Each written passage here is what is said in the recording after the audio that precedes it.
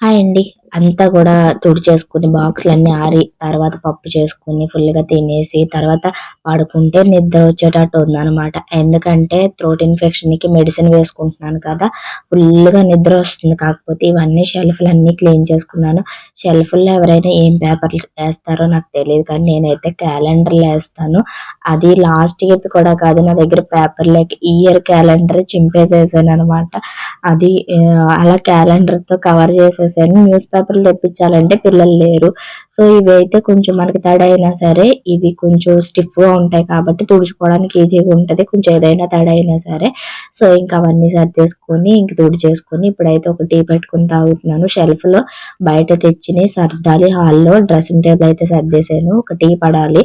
So, ఇంకా పప్పు అది గ్రైండ్ చేసుకున్నాను. ఎందుకంటే నెక్స్ట్ డే కరెంట్ ఉండదట మార్నింగ్ నుంచి ఆఫ్టర్‌నూన్ వరకు. అందుకే ఇంక ఫాస్ట్‌గా ఆఫ్టర్‌నూన్ అయితే పప్పు కూడా నానబెట్టుకున్నాను.